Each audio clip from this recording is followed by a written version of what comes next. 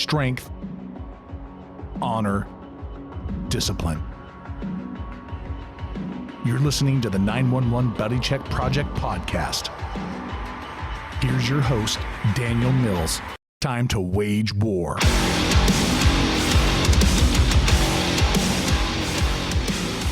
All right, good evening, guys. This is Daniel from the 911 Buddy Check Project podcast, coming to you live. Well, this won't be live when you listen to it, but it's live right now. Super honored and super humbled to have the man, the myth, the legend, my brother from another mother, Dave.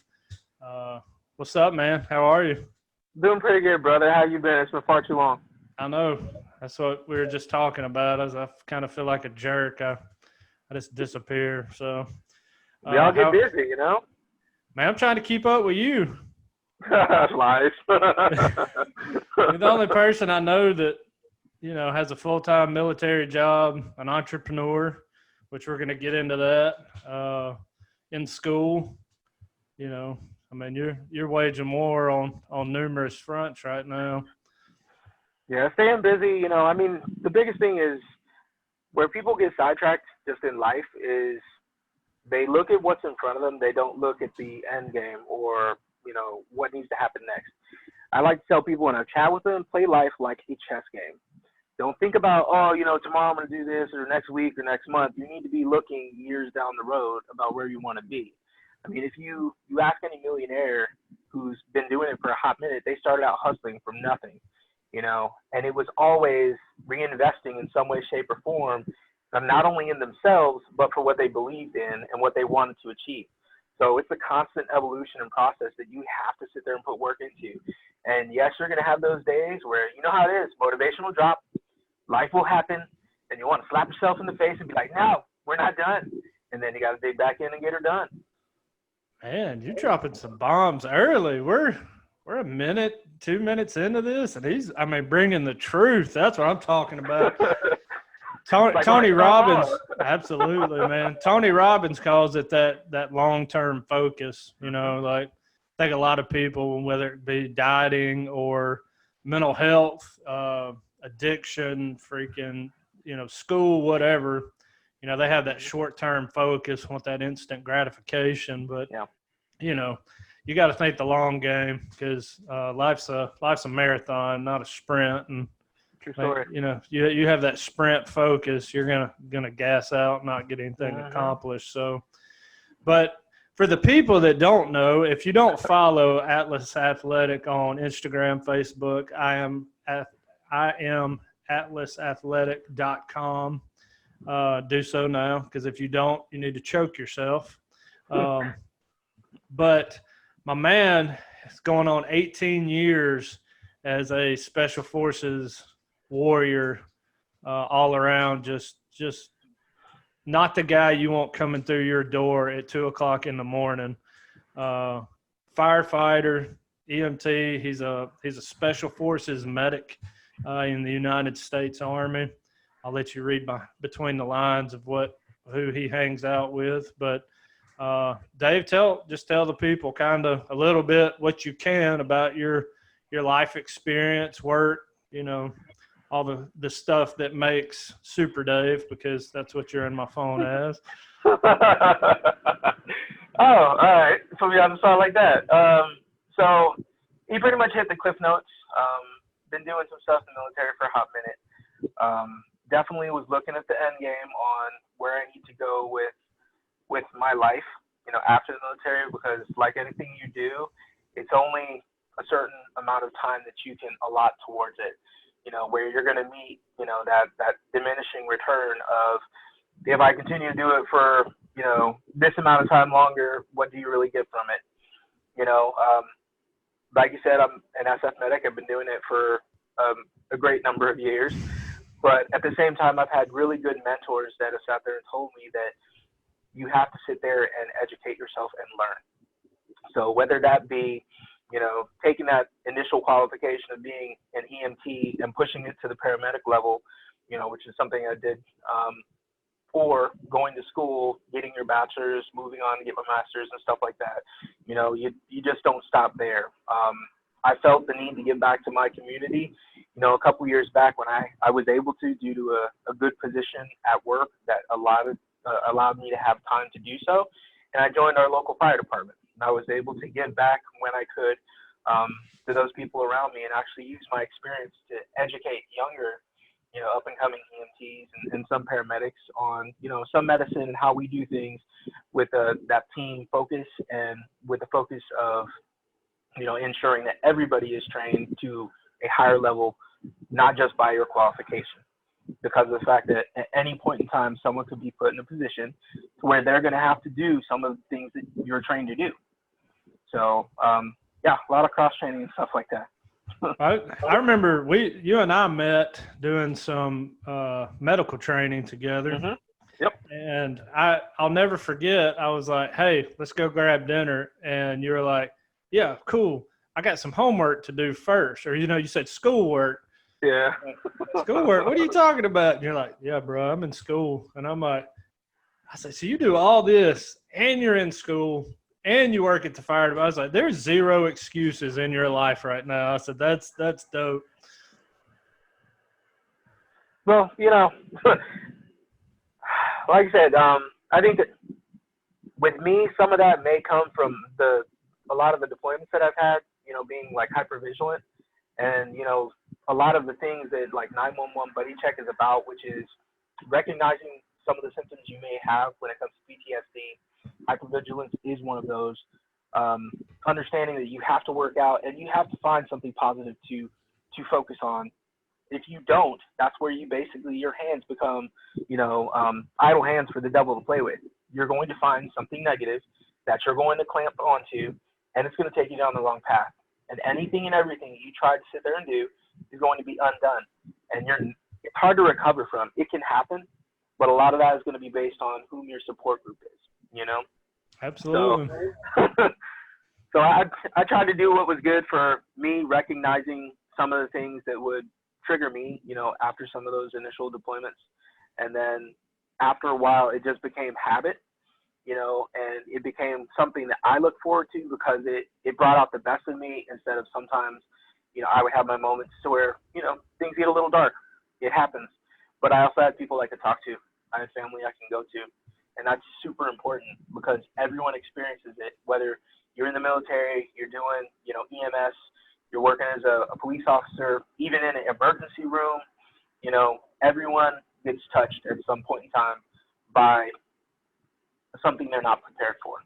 And you need to make sure you have that support structure in place. And it helps. It's that Mike Tyson quote, everybody has a plan until they get punched in the mouth, You're right. Right. So we were talking before, you're in the double digits on vacations overseas and have hundreds of hours. We've talked in the past, in active combat. Yeah. So you talk about, and I've always been open about my demons just from the helicopter and just dealing, just with junk, the darkness you talk about. So, I mean, with your life experience, pretty much your entire adult life, you've been in harm's way, essentially. What are some of your, I know you said hypervigilance. Like, what is some of the things that start coming on that kind of key you in about, hey, I need to get up and do something. I need to, I know mine, like I get real hypervigilant and I get real like irritable, grumpy, just constantly just like a rubber band, just, ready to snap. So like, what are some of the things that you notice that come about, that darkness you talked about, and what are some of the ways that you handle it? And if you follow him on Instagram, you're going to know how he handles it, but I'm going to let him tell you. So you keyed in on a couple that I think are pretty much universal, being hypervigilance, getting short fused a little bit. I definitely get impatient to where I have to go and do something. And usually what I go and do is I hit the gym. I go and work out, and believe it or not, working out is one of those things that everyone's all about, let me have this pill that'll sit there and, make me feel happy or whatnot. But if you truly look at studies and you educate yourself on the whole PTSD, depression, everything else that goes with that negative spiral that can take you down. It all comes back to mindset, comes back to exercise, and those two things will sit there and like reset your hormones to where you don't need to take drugs for it. And sometimes you may need to take yourself out of whatever group of friends you may be with that might be doing something that's toxic, that can potentiate every other little thing you have, regardless of some of the things you're trying to do to mitigate it. So sometimes it takes a hard self-look, and that self-look can result in you being a little lonely for a little bit.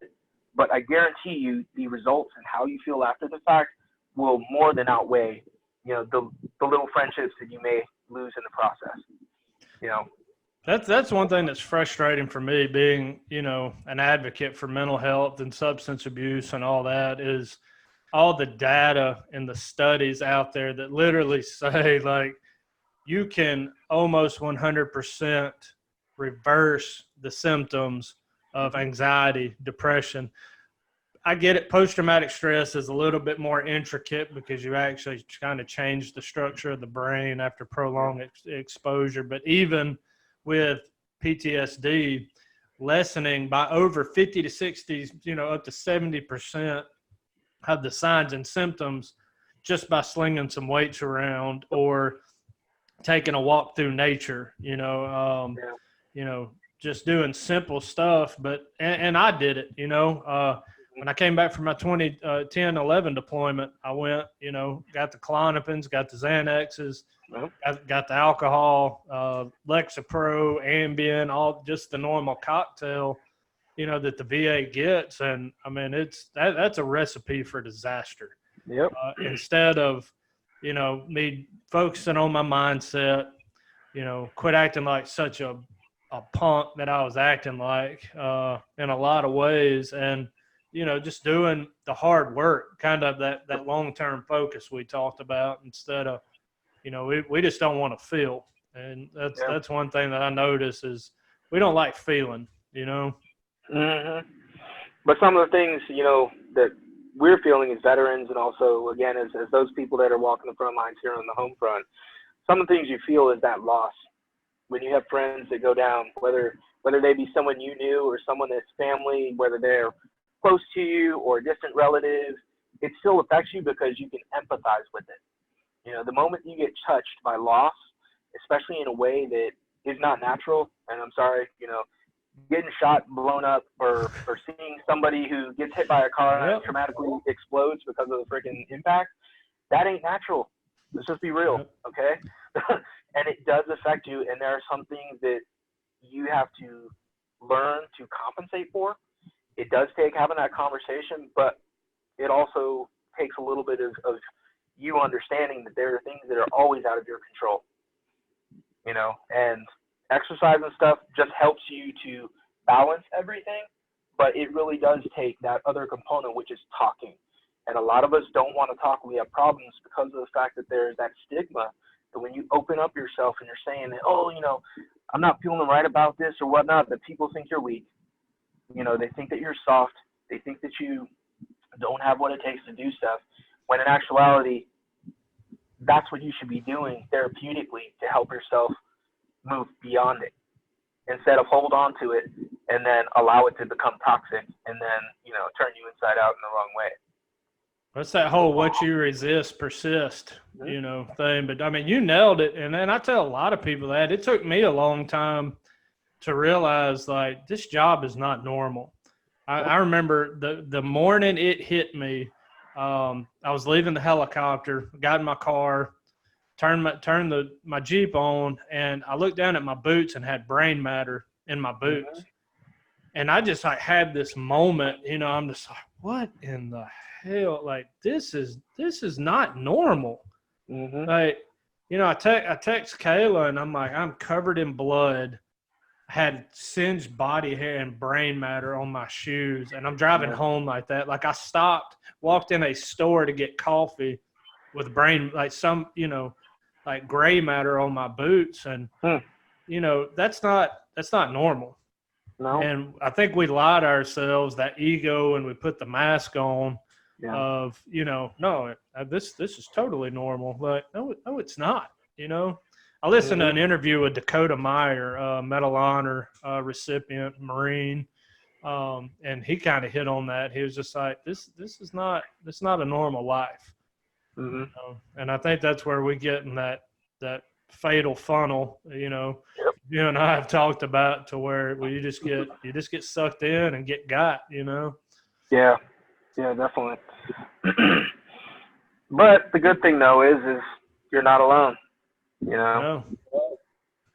And that's the biggest thing that's so frustrating, you know, is getting people to realize, like, if you can do all this cool stuff, you know, if you can kick doors down, you know, climbing helicopters, climbing police cruisers, climbing, you know, fire engines, ambulances, whatever, even fire nurses, dispatchers. I mean, if we can do all this, you can drop the BS and say, I'm not okay. Yep. You know, around Memorial Day and Veterans Day, you and I have had some pretty open and honest conversations.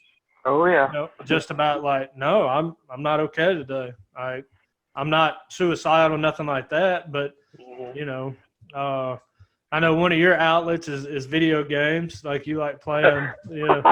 Because I remember one Memorial Day. I got time out, man. Absolutely. You know, you're like, I'm good. I'm at home. I'm just going to sit here and chill out today by myself. Got some team guys coming over later, but I'm just going to sit here and play some video games. And, you know, but I think that's one reason, because, I mean, with your deployment, I mean, they're in the double digits. And that's, you know, you've been at war your entire career. You're a post 9/11 right there in, you know, 2001 era. And, you know, your entire career has been high tempo, high stress, just constantly go, go, go. But you handle it, not perfectly, but you handle it well. Thanks. You know, yeah. I mean, as opposed to, you know, we all know that guy or that girl that we're just like, you gotta step back, bro. Yeah. So, you know, with what are some ways that, you know, if you were talking to like younger soldiers, younger airmen, Marines, young police officers, firefighters, and I know you've sat around the kitchen table at the firehouse, you know, really counseling, coaching, mentoring a lot of these younger ones, especially in the mental health thing. What are some of the tips that you give people to where you're like, hey, this is how I handle 18 years of just madness? Yeah. So for that, I let them know reading is a very good outlet. When you have those times when you can't sleep and stuff, reading is one of those things that you can implement that's very easy, that takes your mind off of things and helps you baseline. When it comes to, you know, having stress on the job, you know, whether it be you just finished, you know, 3 calls in a row, or you just had 8,000 freaking 911 calls, you know, come through the dispatch office, you know, back to back to back with no break and things still ongoing, you know, or the balloon goes up and you're downrange about to jump on a helicopter and you're getting a side brief before you even go. The thing you got to keep in mind is you are the commander of your brain, plain and simple.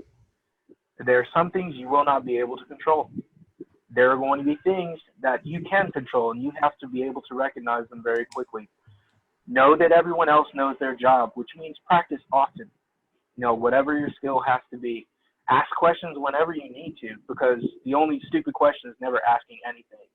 And understand that you're not always going to be the smartest person in the room in that particular area. Okay? There's always going to be something you may know that someone else may not know as well or at all. Just like there's going to be someone who knows it better than you. But communication is key. And if you don't sit there and say what's going on in their head, whether it be I need help or, you know, give me an extra set of hands on this patient over here, or someone needs to take this other call because I can't get back to it, ask for it. You know, that is the sign of somebody who is a leader, because you're able to acknowledge your faults and where your shortcomings are, and you're not afraid to ask for help so that others can sit there and shoulder that load. And I think that's across the board something that everybody has to get past. Like you were saying, you know, we all have this mask that we put on that we can handle anything. Truth of the matter is we can't. And the sooner that you can understand that, you know, and that you're comfortable with saying that and that others don't sit there and badmouth you about it, the faster everyone raises to another level as a team, not just as you, the individual, because it is a team effort no matter what you do. Yeah. Well, and you hit it, and I wrote that down. That's a new Dave Hodge quote, or Dave quote. You're the commander of your brain. Like, there is no truer words that have ever been spoken. You hit something that I definitely want to talk about is, crapping on people, the ones that we know are struggling. I think it's ingrained in our DNA to shoot the weakest link. Yeah. The ones that are slowing the train down. We gotta get them out. And that's one thing that we try to combat is the ones that we know are struggling. Mm-hmm. We talk about a brotherhood and sisterhood, and that's a fallacy. That's a lie. But we eat the ones, especially with mental health. With you being an OG at TCCC, like I was pre-cool TCCC. Like all this crap that they have now. Like we took TCCC back in like 04, 03 when we were like, what is this tactical? What? But, and I use it in my lecture, the care under fire phase, the self-aid buddy aid. And, seek cover. If you're injured, call out, get back in the fight, apply tourniquets, quick clot, stuff like that. Basically save your own life. Yeah. The buddy aid, and then it's that weird duality is if we saw one of our brothers or sisters shot, we'd go through hell or high water.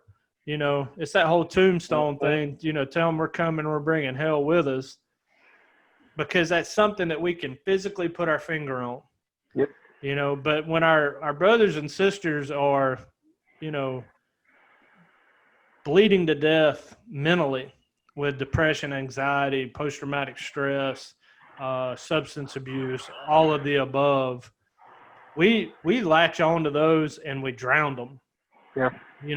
What are some of the things that you've seen and some of the ways that you kind of combat, especially with your job? I mean, y'all are, there's not a lot of y'all, and, you have to have that cohesiveness. Everybody has to be on the same page.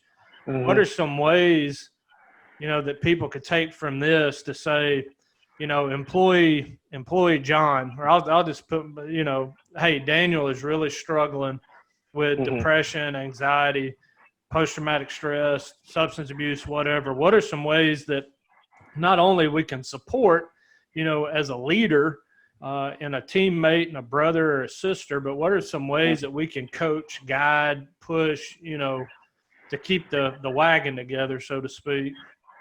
Yeah, for that, you're definitely going to have to make sure you know what resources are available when it comes to, your unit, EMS, what's called section that you have, hospital even, because a lot of those things, they actually do exist. The problem is not everyone knows. And if they don't know, there's no way to take advantage of it. As a leader, someone who's, a first-line supervisor or even just a teammate, knowing what your baseline for your guys is super important. And the reason why is when everyone gets off, the first person to recognize it is going to be that brother or sister. Okay, but if you, do what we do so often, which is we stay to ourselves, we get cliquish, like you were saying, we just push people away and put blinders on because it ain't me. I'm a merc. I do me. My shit's good. Oops, sorry about that. Bleep it. No, you're good. My stuff is good, so we don't care about other people, and that's the wrong answer. Because what ends up happening is you start to see that person that's struggling, barely treading water, barely keeping their face above it, and then they start drowning. And the follow-on effect of that is you end up seeing that person in the news, not in a good way. When it is something that we can combat just by having conversations and being civil to each other. We're all in this together. What's that Full Metal Jacket syndrome with Powell, Bro, yeah. I mean, and those same people are I said this the other night on Facebook Live. I said they are the same dadgum people who will change their profile picture on social media, talking about rest in peace, brother, rest in peace, sister. We got it from here. Yeah. And I'm like your hypocrisy knows no bounds, you know. But one thing, you know, and you hit it, like we notice the signs and symptoms. And when we see a suicide, I see a lot of people like, we had no idea. You knew. You did. You missed it. Like, it's that whole medical thing. Your patient didn't just suddenly crash. You just failed to notice. Like, everybody exhibits the signs and symptoms, whether they're the big Las Vegas marquee signs or, you know, just those silent little killers, like the silent MI of some 70-year-old woman who's, you know, nausea, vomiting times 4 days. Yeah. You know?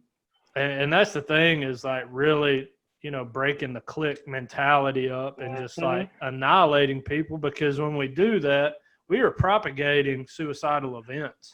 Yep. And I don't think that's what a lot of people talk about is, I mean, we're causing this, you know, when we start throwing rocks on people instead of ropes to help them out of the deep end. Yeah. Some of that also is complacency, because how many times have you gone to work, and this is just anybody, think about it. How many times have you gone to work and you've taken report from somebody, you know, in the medical field, or, you know, handed off with another flight medic who's switching off shift, police officers and whatnot for AOs, and that person tells you one thing, but they documented another. Or they say they even took a look at the patient's injuries, did their own assessment, but never touched them. You know, it's like those are the same people that are also probably, if you're on their shift at some point in time, they're sitting at the desk next to the computer playing on their phones, not paying attention to what they should be paying attention to. But the moment they have a problem, they're the first person to sit there and send up the freaking the bullshit flag, you know, or the freaking balloon and be like, hey, you know, this person, and when actuality, it's them that is the problem, you know. But they're doing the one thing that is the problem just in this generation and starting to become the issue in society, and that is nobody takes fucking responsibility for their damn actions. Everyone wants to act like they're entitled for shit. Nobody wants to freaking earn it anymore. And the moment you get in their face, what do? They say you're hazing them. They say that you're hurting their feelings. Everyone gets soft and butthurt. All right, that's cool, fine and dandy. But what happens when you need to get shit done and you don't have the balls to go and do it? You're going to ask for help from somebody who you know will do it, and then you won't back their play when it goes south. At 100%. That's the way it looks right now, and it's freaking sad. Yeah, and the thing, and I mean, you keep hitting a bunch of truths, is we're so in these things, we're not watching our people, you know, and that's the thing, is everybody's around the table, you know, constantly, you know, with their phone in their face, and we're not watching what these people are struggling with. And we know, you know, I tell a lot of people, like, do you know someone going through a divorce or having marriage problems, relationship issues and financial problems are probably two of the biggest predicators of suicide next to mental health. And I don't know if there's any studies. I would surmise that that's probably a greater thing, because a lot of people that I know have committed suicide has been because of finances and relationships. You know, and it's even worse in the military because, you know, Jody, we all know people who have financial problems, military and in the private sector, police, fire, EMS, nurses. We know someone having relationship issues, health problems. That's another big one, you know, that like, hey, he's not fit for duty anymore physically. We're going to retire him. We're not worried about him no more. And then 2 weeks, you know, after he's been medically retired, he commits suicide. Yep. You know, I mean, and it's just, we talk about the brotherhood and the sisterhood until, you know, we treat people like rental cars. If you think about it, if you've ever rented a car, we don't take care of it like it's our own. We don't really have anything invested in it. We get the little $10 extra insurance and we power brake it through a wet Walmart parking lot in Alexandria, Louisiana at 2 a.m., you know, at Fort Polk. But, I mean, you know. It wasn't me. Been there. But, you know, and that's the thing, is just like, you know, that's why I love the self-aid buddy aid thing. Yep. You know, because one, you have to save yourself. Like, only you know what you're going through, you know. Like, you know when Dave's getting dark. You've sent me numerous texts over the years just like, hey, brother, you know, how are things going? And I know you well enough to be like, hey, are you okay? Yeah. You know, especially around key days. Like, we know each other. Oh, yeah. You know, but you know yourself well enough that if you get to that super, super dark place, you're going to reach out. You know, you're humble, you know, you don't have the pride thing standing in between you to say, hey, look, I've been in the arena a long time. I'm tired. You know, but also the buddy aid aspect of that to say, hey, man, are you all right? Like, let's talk. I've been seeing some crazy stuff on social media or whatever. Hey, I've noticed you seemed off, you know, and that's one thing that's always keyed me in with you. You know, and, you know, you push me just as a friend, and I know you do other people, but like, hey, keep grinding, keep getting after it. Don't slow up. You know, don't Together we rise. Yeah. Together we rise. That's how it is. No man left behind type thing. You know what I mean? And you bringing up the self-aid buddy thing is it's uber important and it's simple. I mean, if you look at just something that's a simple methodology.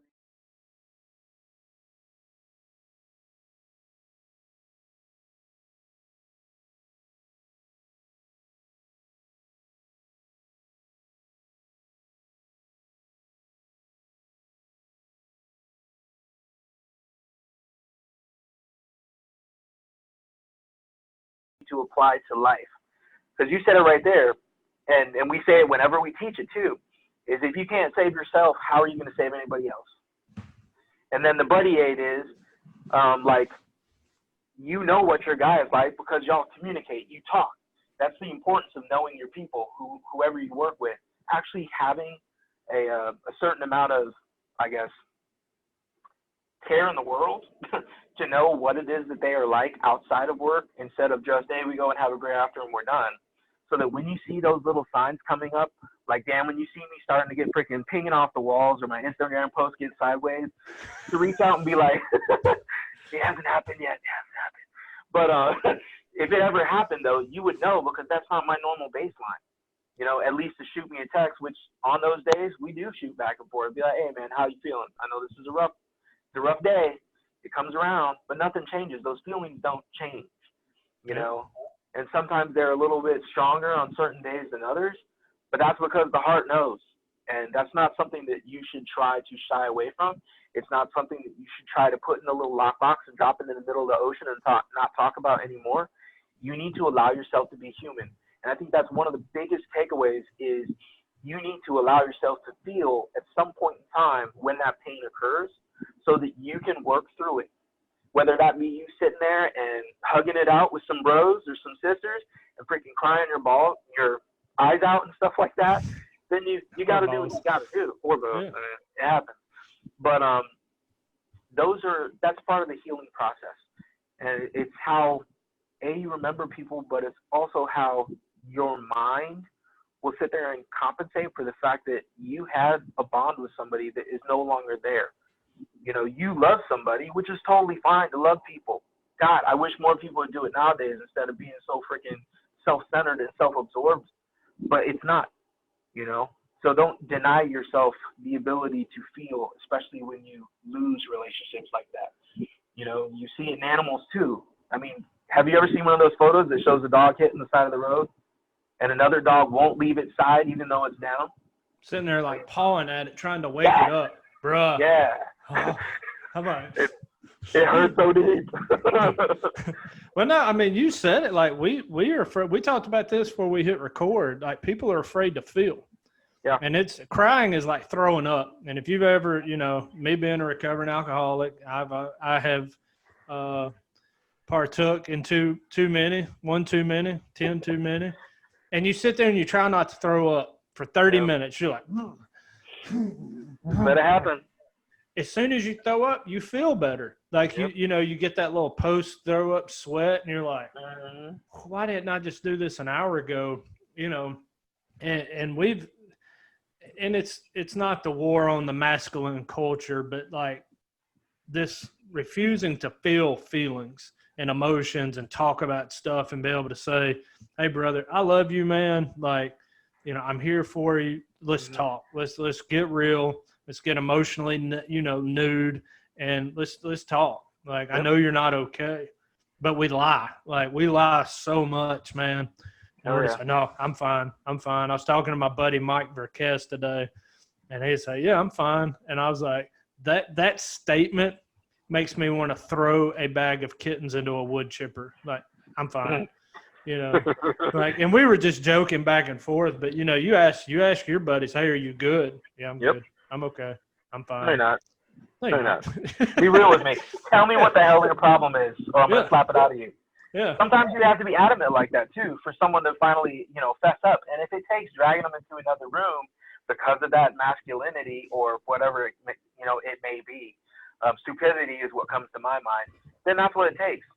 But just know that the moment you give up on somebody and not asking anymore, it's the wrong answer, because that's when they become a statistic. You have to constantly be vigilant about those people in your life that honestly you see the potential, how far they can go, but they're having a bad stint, or they're having a problem, or they're trying to work through it and they're telling you they are, and you're giving them space to do it. But sometimes you gotta slap a hoe. I mean, literally, you gotta walk up and you gotta freaking do it. Yeah. You got on me, and after I struggled so much after my mom died, and then just a lot of work stuff was just like purging, out of my brain. And like, I mean, in a loving way, but you're like, hey, dude, you got to keep going. Like, let's get into school, finish your degree, like start, let's goal set. And, there was days you would text me and I was just like, he never stops. It's just like 6 o'clock in the morning and he's like waging war, but it motivated me to be like, I can't give up, because people don't realize when they commit suicide, it directly affects about roughly 150 people. Yeah. And it indirectly affects well over 250 plus. In the veteran community, it's thousands. Yeah. If you think about it, like, they post a suicide notice in the military. I mean, that goes Army-wide or Marine Corps-wide. I mean, it pisses some people off. It makes some people, sad. Some people are just like, what in the heck? Well, why? And instead of this social media culture to where we can get on these things, post our entire life story on Facebook and Instagram and do all the cool stuff that you guys do and, go climb into helicopters, but we can't say that we're suicidal. Like, you can't tell people, hey, I've been struggling with some depression. Hey, I've been having some anxiety attacks. Like, and I think a big thing comes from guys like you, and me and, these other people who've just been, to the gates of hell in the military as you have, to the gates of hell in EMS as I have in that godforsaken helicopter. Like, everybody's like, that's a cool job. No, shut your face. I hate my job. Like, no, it's not. It's got cool moments. But so, and that kind of brings me to my next thing is where I think a big outlet for you, and correct me if I'm wrong, is your business, right? Yeah. It's allowed me to sit there and provide motivation to others, whether it be in posts that I do on our Instagram, in some of the shirt designs like this one, that kind of have a very simple message, but when you honestly think about it, it's powerful. You know what I mean? Too often, a lot of times, when you look at the different cultures that are out there, whether it be, those that align themselves with, like, we're like Valhalla or, Vikings and stuff like that, or, we shoot this and blah, blah, blah, and blah, blah, blah, that's all fine and dandy. But what happens, though, when you take all of that away, after you've done all the cool stuff, or after you've, finished what you think to be your limit of advance, if you will, in a particular job or something, you don't have much else. So that's when you take that identity off, It changes you. It changes you so hard, because then you have to look at, well, who I am without this uniform type thing, So when I started the business, I was actually downrange in Afghanistan, and I was bored out of my mind, but I was trying to come up with things to do to keep my mind busy. You know what I mean? Sucks when you're gone away from your family and stuff like that. So I started just doodling little things, coming up with ideas on different napkins and notebook paper and stuff like that, and burning through. And finally, I came across an idea, and it was, if I was to, come up with some sort of clothing company, if you will, what would I want it to be? Because, and it hinged on, I had a shirt that fell apart that I spent too much money on, and I was thinking to myself, this is bullshit, because I just bought the damn thing and it already had a hole in it. So I was a little ticked off that day too, in my defense. But I started. It has nothing to do with what you were doing over there. No, but yeah. No, not at all. So I started, doodling on that, and then from there, I tried to just find meaning, something that was different than the usual. And here I am today, coming up with little things that, to me, they matter. It gives me a good outlet as far as that it's creative. It's not negative. Anytime that I start to feel down, well, I think about how many other people are feeling down, today as well. And that's where you may see an upbeat post come up across Instagram that's kind of like, hey, think about it this way, to kind of shift focus or change your thought process in a way that could be beneficial to you, or at least to what it is you want your end state to be. Well, your Instagram feed's a lot like Jocko's and Tim Kennedy's. Like that day, I was having a down day, and you just happened to put the 203 picture on Instagram that we were talking about earlier.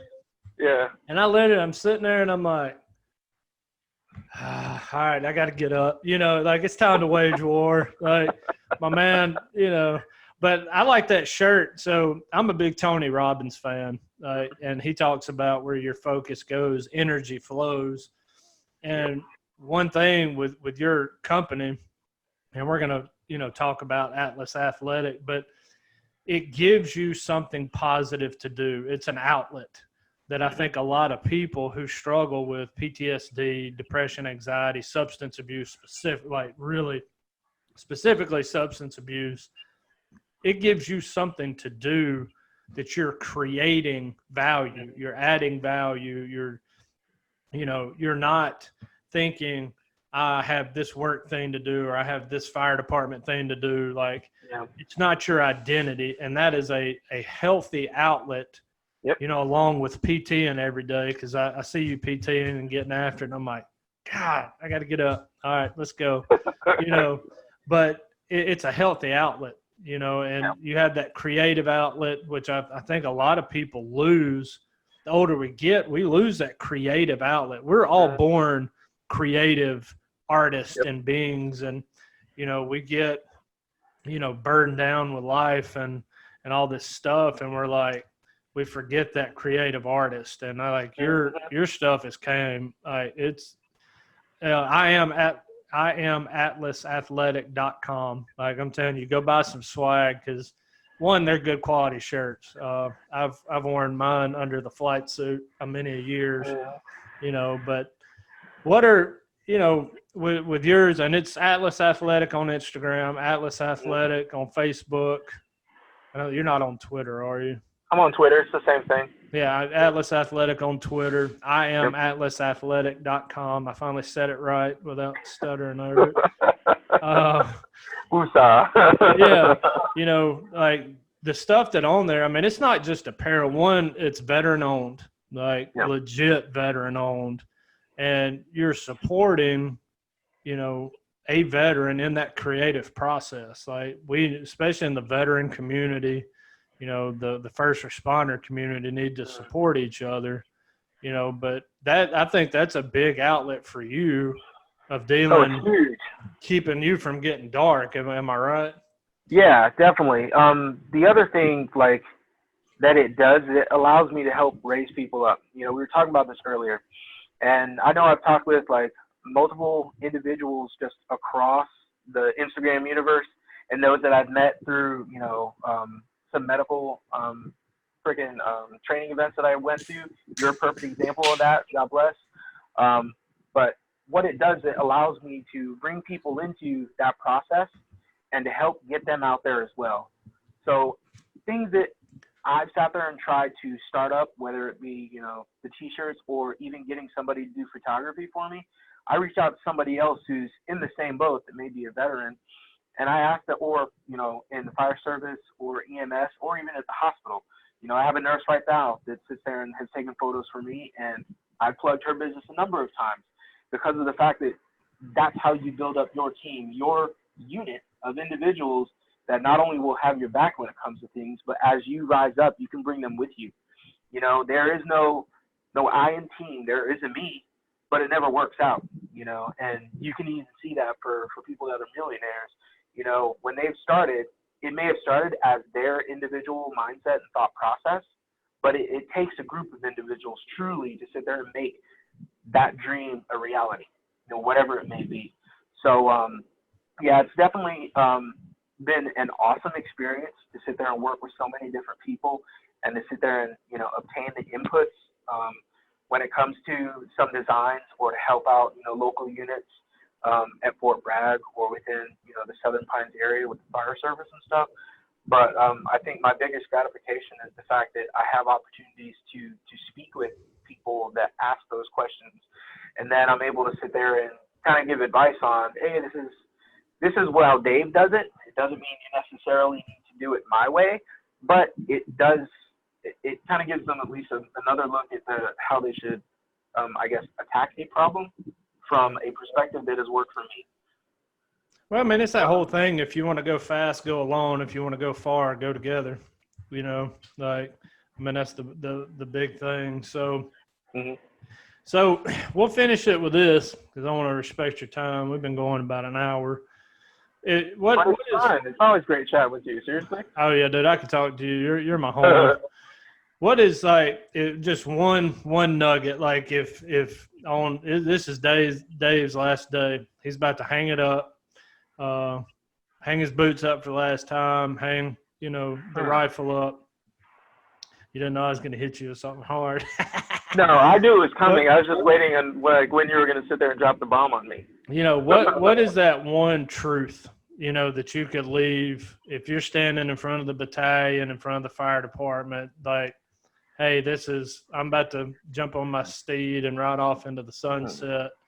What is that one truth, that nugget, the tidbit that you could leave with somebody, or leave with people to, whether it be in the mental health realm or substance abuse, whatever, what's that one just Mike Tyson left hook, that when you walk out, people are like, mic dropper. Quick, yeah, you want the mic dropper. Crip walking out the thing, like. That's actually a really good question, because I never thought about if I was to do the mic dropper, what would it be? So if I think about it for a second, because that's literally how long you gave me, what I would sit there and say on the way out the door is, don't leave anyone behind, plain and simple. And the reason why is, no matter what happens at home, no matter what happens, in your life that may change your perspective, it doesn't change who you are. And sometimes you have to get out of your comfort zone and you have to talk to other people in order to recognize that we're all a big melting pot and that we all have different perspectives and we're all affected differently.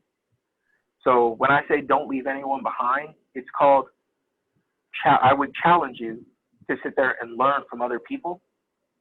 And then when you see somebody who needs help, that you would be the one to sit there and help and not leave it to someone else. Boom. That's what I'd say. Boom. Well, there you have it, ladies and gentlemen. That was the mic drop, which, heck, you dropped the mic a minute into it. I could have hit stop there, and that would have been good. But, as always, I want to acknowledge you for a minute because your character, your moral fiber has always, really shined with you. Like from the first time I met you, when we were going through that training together, and you've always stood out above everybody else. And that's probably why you're as successful in your career and in life as you are. But, I just want to acknowledge you and just, show you some love for the friendship, the text, And I know, like, we'll text back and forth, and then some days we'll go days without answering them. But I always know that you'll always answer. The advice, the guidance, the love. I mean, you're that guy every time I talk to you. Before we talk business, you always ask how the family is. Yep. Like, and that means in a world of these, that means the world to me. And just, with what you've been through, what you've survived, the ups and downs, and there's a lot of the military stuff I wish we could talk about. Once you retire, we'll have to round 2 or 3 it. But you're a warrior. You're living the ethos. That's one reason. Our core values are strength, honor, and discipline. And I mean, you embody the strength, honor, and discipline. And you've given me a hug before, so I know definitely on the strength part. So I was like, "Don't hurt me. I'm a man. I'm not a fish." But you took that hug. Yeah, I took the hug. I could not.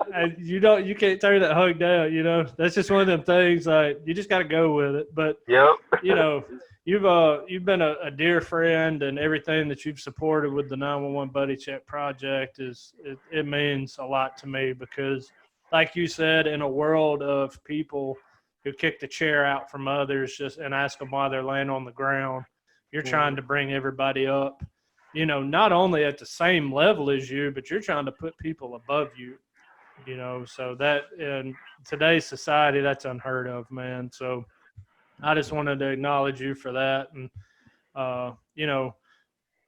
tell the people, I am atlasathletic.com. I screwed it up again. It happens. On all the socials, you're really responsive. T-shirts, workout gear, shakers that explode in cars at 98 degrees. I still can't believe that you actually blew up a shaker in your freaking car. That blows my mind, dude. Kayla was so mad. She was so mad. Oh, the car smelled so bad. I bet. I'll get one out to you, and then I also got a package for next time you go to one of the conferences. That way you have some extra shirts to give out to the guys. Absolutely. Yeah, no. I'll get your address, because I'm rocking the new ones. So you gotta get mine. You can take it with you when you go to work. But dude, I appreciate it. Y'all make sure, because athletic gear, workout gear, obviously the motivation. If anything, just follow them on freaking Instagram, because I mean, it's somebody that's been in the arena, still in the arena, waging war on numerous fronts. So, brother, is there anything else you want to talk about? No, man. I just wanted to say, Dan, thanks for giving me the opportunity to sit there and chat with pretty much your Instagram fam and everyone that's following 911 Buddy Check. It's a good opportunity and an awesome freaking resource. Like I've told many people, I know I've sat there and pimped you guys out to the Kentucky State Police or State Troopers, their dispatch service there, because there's a number of people that follow my Instagram, and I've tried to share a lot of your information with them, and then any other law enforcement agency or EMS that's been looking for resources, because you've been leaning forward heavily with that, and that is huge in a world nowadays that doesn't mind letting people freaking drown in the deep end. So, thanks for reaching out and giving me this opportunity. I'm glad we were able to catch up before we started recording, because it has been a hot minute. So, you keep grinding and stuff like that, and then if there's ever anything you need, you always know I'll pick up the phone. Just let me know, and I got you. Absolutely, brother. I got your back. So, well, folks, you heard it here. That's a wrap. Go check out Atlas Athletic. I am at atlasathletic.com on all the socials. My man will get you hooked up, buy his gear, make him rich. This needs to go out to millions of people. We need millions of T-shirt orders. So maybe not millions, but I mean, So I appreciate any help. Hey, we love y'all. If you're out there working tonight, and when you're listening to this, make sure you hydrate, eat right, move your body. It's time to wage war. And as always, be freaking legendary. See y'all next You've time. been listening to the 911 Buddy Check Project podcast, part of the Flight Bridge Ed podcast network, setting the standard for physical, mental, emotional, and spiritual health and wellness. No excuses, wage war.